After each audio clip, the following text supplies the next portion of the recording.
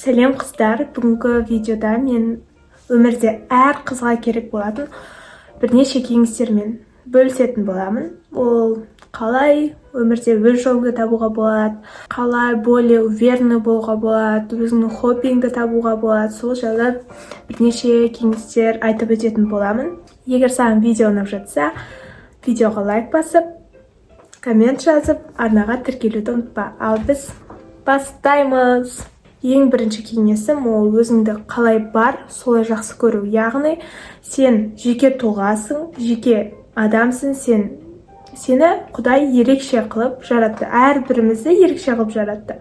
Сол себепті сен соның өзінен сен более қалай сен біреуге ұқсауға тырысасың, если сен ерекше жан болсаң. Сен өзіңді қалай бар, солай қабылда. Өзіңді жақсы көр. Ең барлық нәрсе негізінде өмірде өзіңді жақсы көруден басталады. Сен жеке тұлға, жеке адам, жеке ерекше жан. Сен ешкімге ұқсамайсың.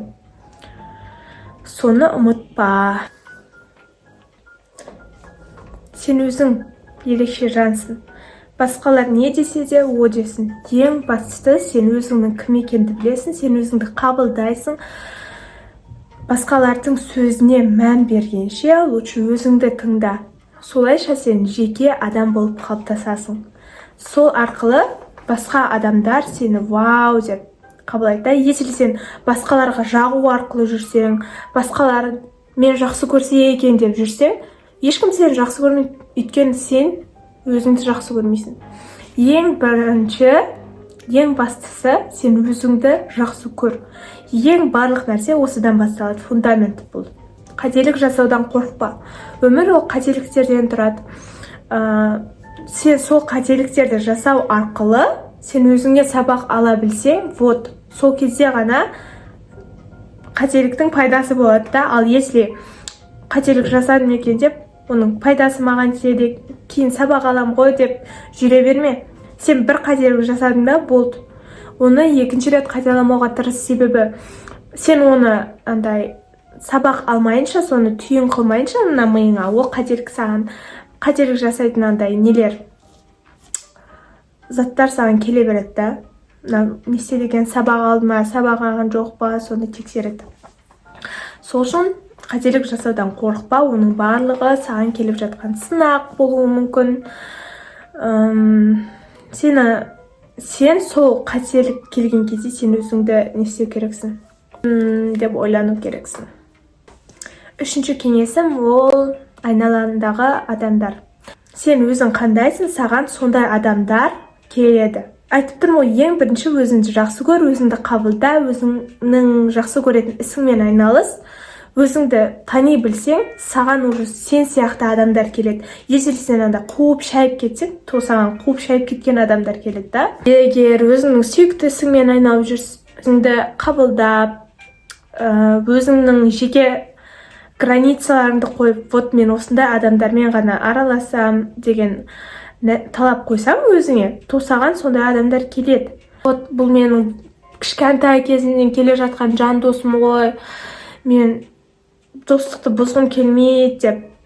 Но анау адам сені жеп жатыр, былайынан жеп жатыр, но сен достықты сақтап қалу үшін бәрін істеп жүрсің, но ол адам, сен қасыңдағы досың деп жүрген адам, сені менсінбейді да. Ол наоборот, достар, үйге ағаларым келіп қалды, и бүкіл ойым каша болып кетті. Не айтып жатыр едім? Өзіңді жақсы адамдармен қорша, яғни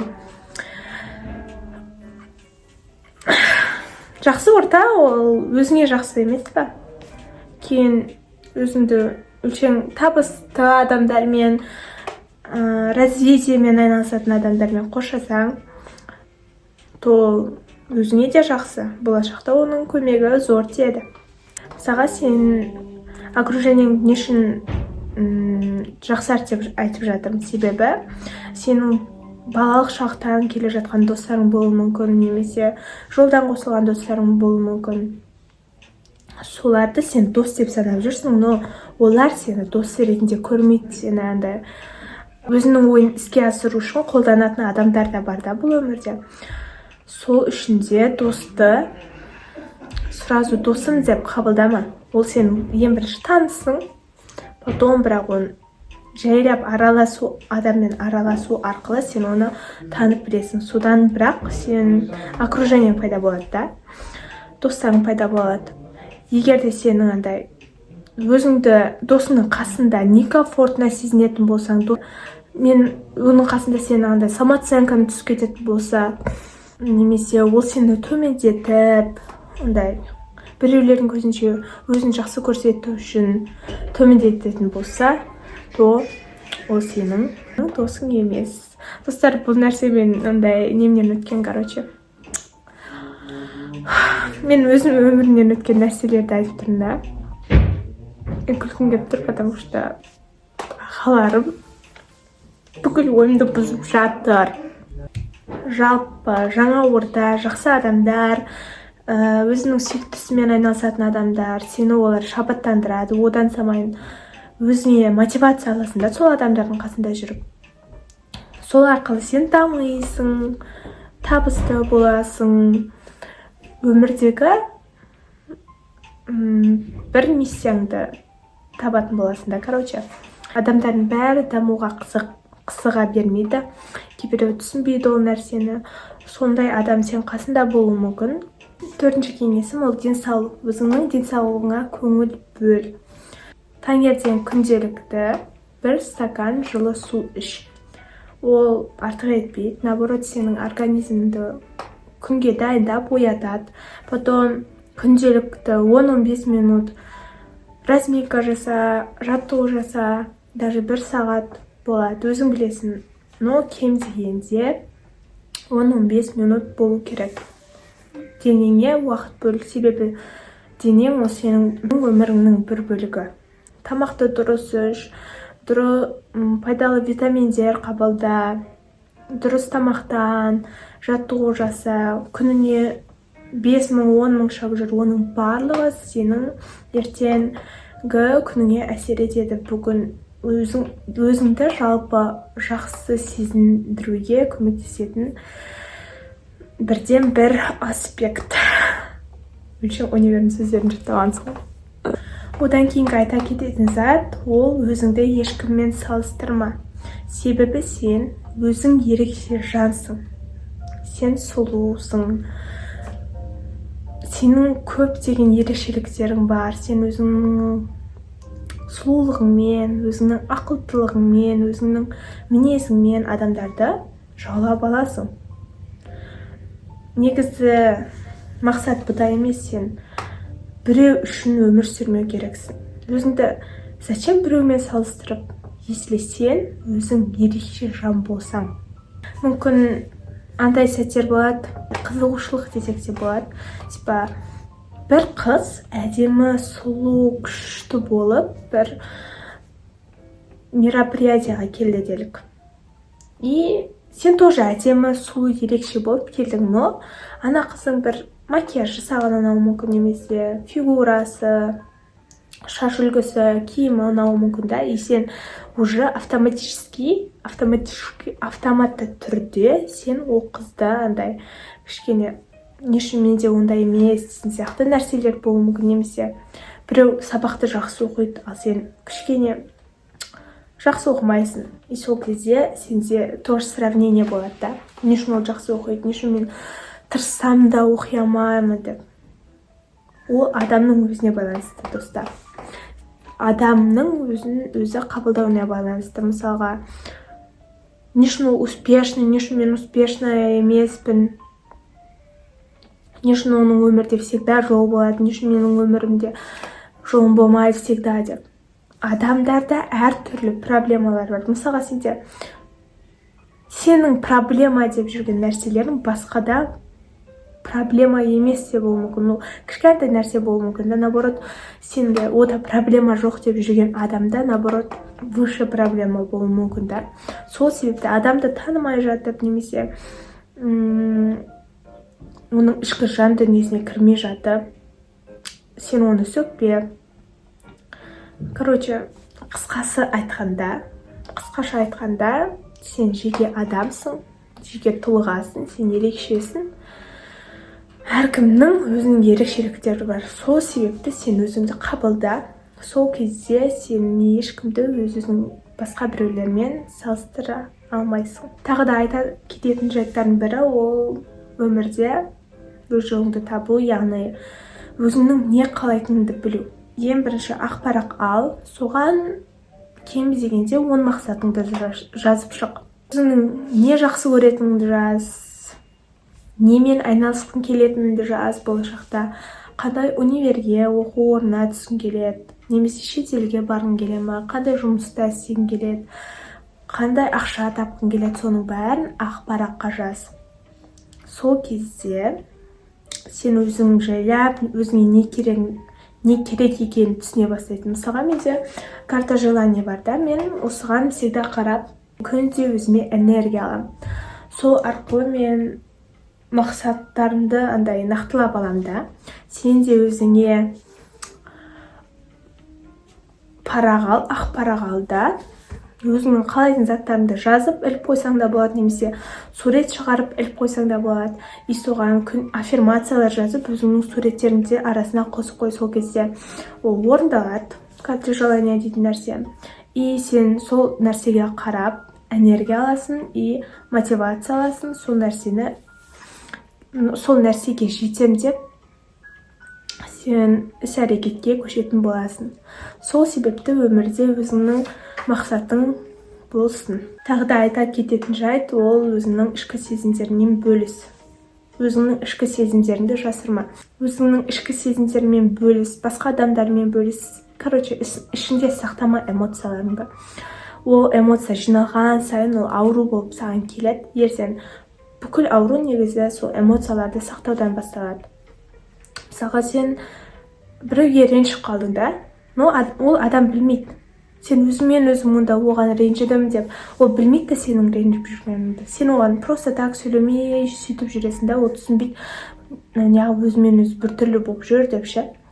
Сен оған айт, мен саған ренжіп қалдым, себебін айт, не үшін ренжігенін, но бостан босқа ренжімейді. Ренжідің ба, айт. Ашуландың ба, айт. Жылағың келе ма, жыла. Күлгің келе ма, күл. Эмоцияңды іште сақтама. Если сен эмоцияңды ішінде сақтай берсең, сен андай тұйық адам болып қаласың да. Өзіңді керек кезде эмоцияларыңды білдіре алмай қаласың. Қуанатын кезде қуана алмай, жылайтын кезде жылай алмай қаласың. Сол себепті эмоцияңды іште сақтама. Эмоция арқылы сен, наоборот, өзіңді шынайы көрсете аласың да. Эмоцияңды жасырған сайын сен андай өзді басқаша адам ретінде көрсетесің. Өзің жақсы көретін іспен айналыс. Саған жалпы не ұнайды, соны сен дамыт. Кейін ол саған өзіңде табыс алып келуі мүмкін да, ол нәрсе өміріңде. Өзің не жақсы көресің, сол іспен айналыс. Мысалға, маған видео түсірген ұнайды дәл қазіргі сәтте да. Ал бұрында маған сурет салу хоббим болған. Потом слайм жасау хоббим болды. Солай өскен сайын сенің хоббиларың да өзгере береді. Қазір мен хоббим ол видео түсіру. Осылайша ютубқа мен адамдарға өзімнің пайдамды тигізіп отырам. И өзімде андай сақтап қалмаймын да. Сіздермен бөлісем, мен энергиямды сіздермен бөлісем. Сол сияқты өзіңнің жақсы көретін ісімен айналыс. Өзің айналысатын ісің болса, то сен андай ішің пысып, адамдарға тиісіп отпайсың да андай. Ішім пысты, не істеймін, көшеге шығып келейін ба, адамдармен деп болған. Ішім пысып кетті, не істеймін, мына не істеп жатыр екен деп былайынан басқа адамдардың мазасын алғанша, лучше сен өзіңнің жақсы көретін ісіңмен айналыс. Уақытты управлять етуді үйрен. Яғни тайм менеджмент. Таңертең ертерек тұруды үйренсең, то бүкіл күніңе сен іс таба аласың. Сол уақыттарға бөліп, сен өзіңнің сүйікті ісіңе де, достарыңмен серуендеуге де, сабақ оқуға да, отбасыңмен уақыт өткізуге де, өзіңе демалуға да уақыт табатын боласың. не нәрсеге қанша уақытым кетіп жатыр, қайсыған көп уақытым кетіп қалып жатыр, қайсыған аз уақытым кетіп жатыр, соның бәрін сен дәптерге жаз. И күнделікті күніне жоспарлар қойып управлять ет. Қазіргі уақытыңды бағалай біл. Сендер қазір мектепте оқып жүрсіңдер, андай мектепке барғым келмейді, уже надоел, күнде таңертең азанда тұруға желание жоқ, сабақ үй жұмысында толтырып берді ғой деп ше.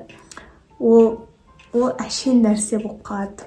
Кейін ертең универге барғаннан кейін ше, универде дейтін мұғалімдер сендердің арттарыңнан жүгірмейді, сендер өздерің үшін оқисыңдар, универге бармай қалсыңдар, бітті, сендерден -7 балл әр сабақтан. Ертең экзаменге кіргізбеуі мүмкін да. Универде өзің үшін оқисың, себебі сен сол жолды өзің таңдадың да. Ал мектепте, наоборот, қазір мектепке еске салсам, өте қызықты ойлаймын да. Деп ше, ол жақта НП дейтін нәрсе жоқ. Мұғалімнің артынан сен емес, мұғалім сенің артынан жүгіреді. Ей, БЖБ жасай, ТЖБ жасай деп ше. Мектепте сабағыңды жөнде. Қазір ертең өзіңе жақсы ғой сабақ оқыған. Достарыңмен көп уақыт өткіз. Осы жастық подростковый кезінде отбасыңмен қарым-қатынасыңды жөнде. Қазірден бастап өзіңнің окружениеңді дұрыста, отбасыңмен ара-қатынасыңды дұрыста, сабағыңа көп көңіл бөл, өзіңе уақыт бөле біл, өзіңнің уақытыңды управлять ет. Өткен шақпен емес, қазіргі сәтпен өмір сүре біл. Кеше бүйту керек еді, сөйту керек еді, мен болашақта кім болам, не істеймін болашақта деп ойлап жүргенде сенің дәл қазіргі болып жатқан нәрсең өтіп кетеді, сен байқамай қаласың да қазір не болып жатқанын. Сол себепті дәл қазіргі сәтпен өмір сүре біл.